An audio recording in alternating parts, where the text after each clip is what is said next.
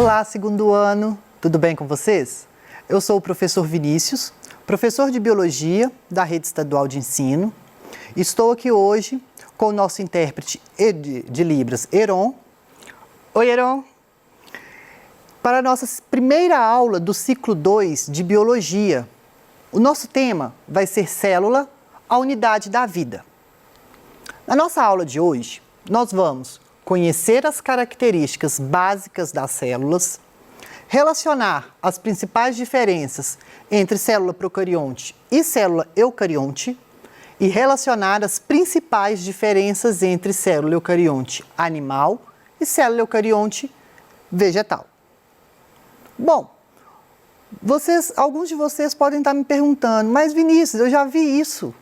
Sim, vamos então relembrar isso, porque essa matéria é de extrema necessidade para a nossa próxima matéria, onde nós vamos falar sobre os vários tipos de seres, sobre a diversidade de seres vivos que temos na natureza. E para a gente falar sobre isso, nós temos que entender célula. Então vamos lá. Célula, eu amo essa frase, é o denominador comum da imensa variedade de formas de vida. Isso foi um biólogo, biologista celular norte-americano, Philip Sienkiewicz, que falou, onde, comparando, fazendo estudos, então, de células e células, ele chegou a essa conclusão, que a célula, então, é o denominador comum da imensa variedade de formas de vida. Ou seja, todos os seres vivos são formados por célula. E aí nós vamos para a teoria celular, onde, ao longo dos anos, as modificações que ela sofreu e as diversas contribuições, que não foi só uma pessoa que fez, fala que todas as células provêm de outras pré-existentes. Isso é fato, nós já sabemos disso, que a célula não vai surgir do nada, igual achavam. Todas as células são semelhantes em composição química. A maioria das reações químicas da vida ocorre dentro das células, que é o metabolismo, então, dessa célula. E os conjuntos completos de informação genética são replicados e repassados durante a divisão celular. Essa teoria celular, então, fundamentada por essas 4 premissas que nós falamos, ela vai ser a base, fundamentar, esse pilar, então, que vai comprovar e falar, não, para ser um ser vivo, tem que ser formado por célula, por conta disso, disso e disso, que é o que a gente viu agora. E aí entra os vírus, nós já falamos sobre vírus, mas aí, vivo ou não vivo? Eis a questão, né? É uma dúvida ainda e é uma discussão no mundo científico que, por características que a gente já viu, uns acham que são vivos, outros acham que não são vivos. Mas, até o momento, para ser enquadrado ser vivo, tem que ser formado por célula e N características que nós já sabemos. E então, essa organização celular é fundamentada por essa teoria. Tranquilo? Então, nós sabemos que existem 2 tipos de célula. Célula procarionte e eucarionte. A célula procarionte são representados, então, pelos moneras, pelos seres procariontes que nós falamos. O que ela vai ter de especial? Olha, reparem que o material genético dela, ela vai estar, solto no citoplasma, vai estar lá, jogado lá as traças no citoplasma e cheio de ribossomo no citoplasma, só isso. Ela vai ser uma célula simples, é uma célula primitiva.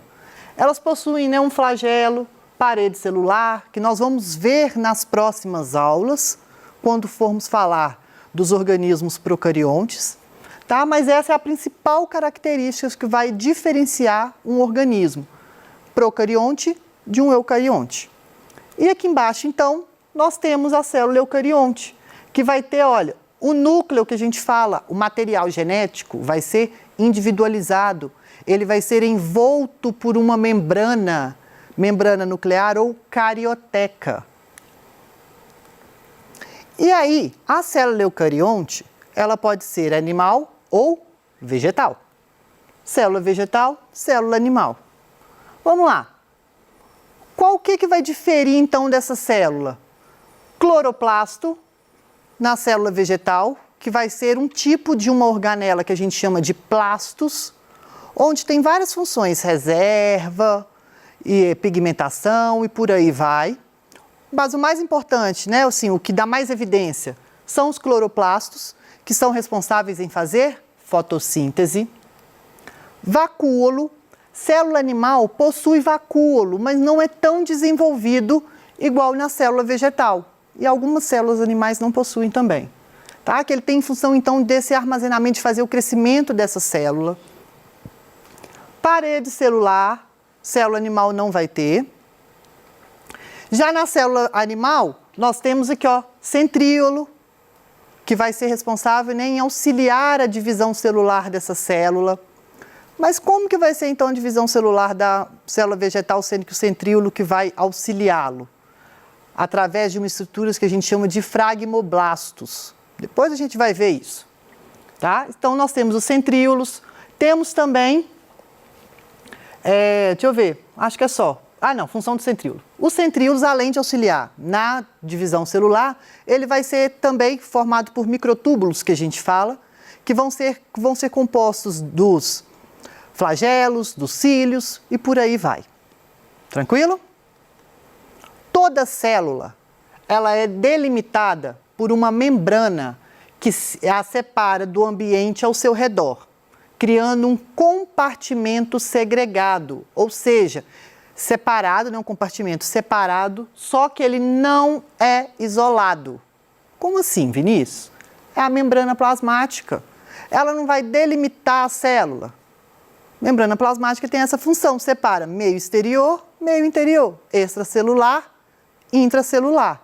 Então, isso é que é a função uma das funções da membrana plasmática. E essa frase nos ilustra. A membrana plasmática, ela ficou com, né, o modelo do mosaico fluido, através dessa fluidez que nós vamos ver, por conta da molécula de colesterol, dos fosfolipídios e por aí vai. Ela é uma membrana semipermeável. Como assim? Se eu permito entrar e sair qualquer coisa, é permeável. Se não entra e não sai nada, é hipermeável. Agora, quando ela vai controlar o que entra e o que sai, ela seleciona, que a gente fala de permeabilidade seletiva, ela é uma membrana semipermeável. Em algumas células, principalmente nas células animais, nós temos, então, outras substâncias que vão compor, né, a estrutura da membrana plasmática, com função, por exemplo, de reconhecimento celular, como é o caso do glicocálix ou glicocálice. A gente vai ver, ele tem forma mesmo de um cálice, parecendo uma mãozinha que está segurando assim, para reconhecimento celular. E nós temos especializações que essa membrana plasmática pode ter, como microvilosidades, igual a gente tem lá no intestino. Que o que vai ser essas microvilosidades? Ó, tem aqui, ó, célula, e aí, tecido do intestino, ao tanto de dobrinha que vai dar. Isso daqui vai permitir, vai aumentar a superfície de contato. Isso daqui eu chamo de microvilosidade. Vai aumentar a superfície de contato para ter maior absorção e melhor absorção de nutrientes. E os desmossomos, que vai ser uma junção dessas células, onde essas células, por algum motivo, elas vão precisar de ficarem juntas, unidas, e aí então vão vir estruturas que vão juntar, unir a membrana dessas células e vão bem que fazer uma costura, bem grosso modo falando. Gente, com que a pessoa troca? Vamos lá. E a membrana plasmática, nós sabemos, tem uma constituição lipoproteica. O que é isso? Vamos ver agora. Tenho aqui, ó, fosfolipídio, tá? Que é um tipo de lipídio, onde eu tenho uma parte hidrofílica, que possui afinidade com a água, que é a parte fosfato dela, e aqui a parte lipídica mesmo, propriamente dita, que é a parte formada por ácidos graxos, que é a parte hidrofóbica.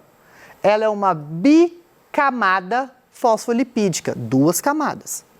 Camada de cima, camada de baixo. lipoproteica. Tem, então, proteínas que podem ser transmembranas, que vão varar, então, a membrana, ou ser só superficiais, tá?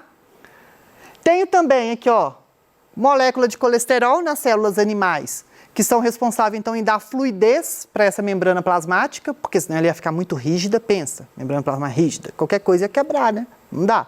Então, vai dar essa fluidez. E aqui, ó, igual eu falei com vocês, ó o glicocálix. Isso é glicocálix, isso daqui que são glicoproteínas, tá? Que tem a função de reconhecimento. Vamos lá.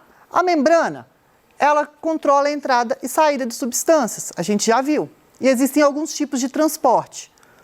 Pode ser que a célula não vá gastar energia, então o que a gente chama de transporte passivo, ou pode ser que a célula vá gastar energia, que é o que eu chamo de transporte ativo. Ou pode ser que a célula pode englobar, que a gente chama de macromoléculas, né? Que são moléculas maiores, que aí vai ser por endocitose, que é a fagocitose ou pinocitose, e quando a célula vai eliminar, que é a exocitose. Mas vamos focar aqui nesses dois que é importante, não que os outros não sejam, mas o transporte passivo e o ativo, ele é importante a gente diferenciá-lo e relembrá-lo. Então vamos lá, transporte passivo, não há gasto de energia. Tenho dois meios, fora da célula, dentro da célula, tá? Membrana. Estão vendo que estão cheios de pontinho verde aqui? Isso daqui é soluto. Pode ser oxigênio, gás carbônico, ou algum íon, algum mineral, enfim, soluto. Quando eu tenho um meio concentrado, que eu tenho maior quantidade de soluto que o outro, eu chamo de meio hipertônico. E quando ele tem baixa quantidade de soluto em relação a outro, eu chamo de hipotônico. Vamos lá, por que esses nomes? Fora da célula, então, está um meio hipertônico. Dentro da célula está um meio hipotônico. Nosso corpo, ele tende a manter, todo ser vivo tende a manter equilíbrio. E é aí que está a mágica do negócio. Quando eu tenho, então, o soluto passando pelos fosfolipídios do meio hipertônico para o meio hipotônico, ou seja, está tirando o soluto daqui onde tem muito e levando para onde não tem pouco ou quase nada, através das membrana fosfolipídica. Eu chamo, então, de difusão simples. Gás oxigênio entra assim na célula. Tranquilo? Agora, quando eu tenho a mesma coisa, só que esse soluto, ele vai passar aqui, ó, pela proteína. Vai ter um canal facilitador, vai ter uma portinha para ele não vai precisar de pular a janela, por exemplo. Vai ter a porta. Então, vai ser difusão facilitada. A difusão simples para a difusão facilitada só vai diferir o quê? Entre o meio, o local por onde o soluto vai passar. Se o soluto ele vai estar passando através de uma proteína facilitadora, de uma proteína, difusão facilitada. Se é através das moléculas de fosfolipídio, vai ser difusão simples. E agora, quando eu tenho um meio que a gente fala vai passar água, não vai passar mais soluto, vai passar solvente. Então, ó, contrário, a água vai passar do meio hipotônico para o meio hipertônico. Como assim? Passa, então, através da membrana das proteínas, tá? De modo que, se eu tenho grande quantidade de soluto, ou eu vou passar esse soluto para o outro lado, ou então o que eu faço? Vou diluir, jogo água. Aí esse soluto vai o quê? Dissolver na água e vai equilibrar. Essa passagem de água, então, a gente chama de osmose. Então, ó, difusão, tanto simples quanto facilitada.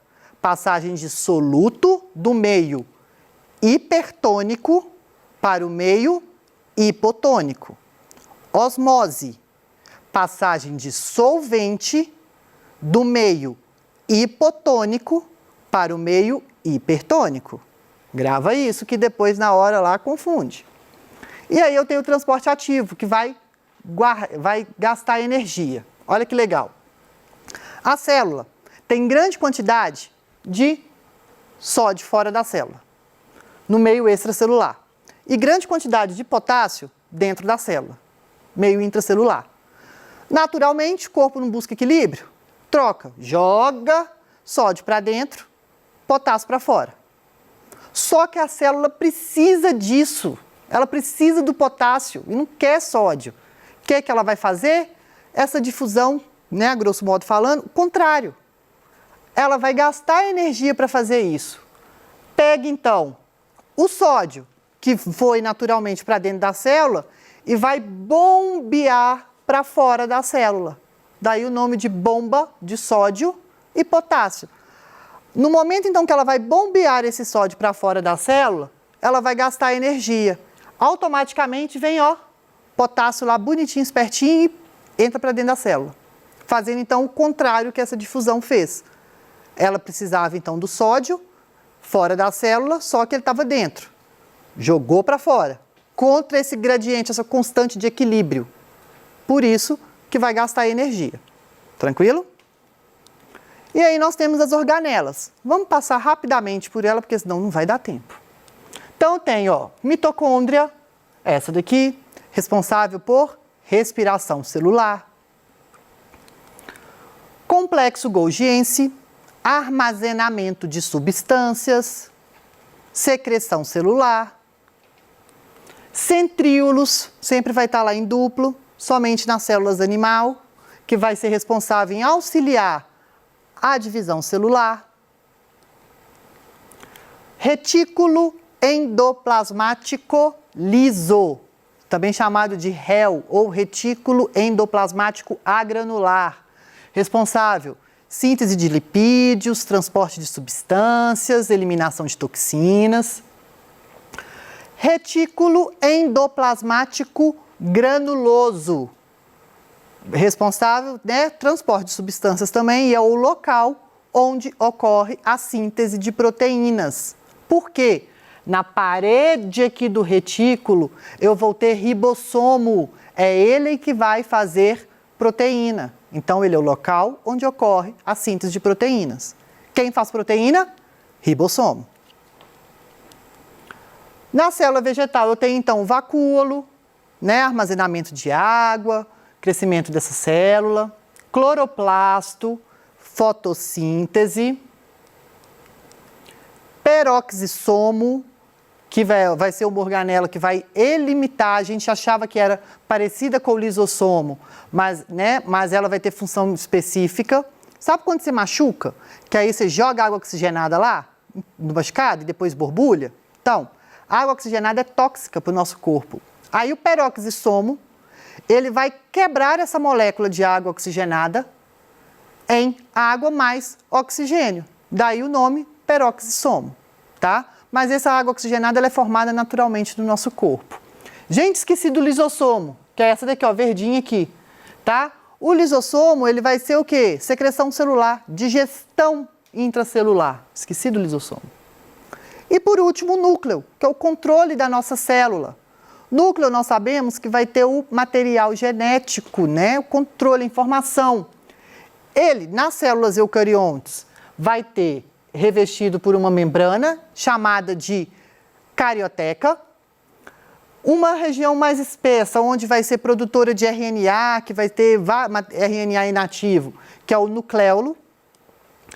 A cromatina, que são esses pontos aqui, são moléculas de DNA, tá? Onde depois vai estar formando os cromossomos, dependendo do estágio dessa célula.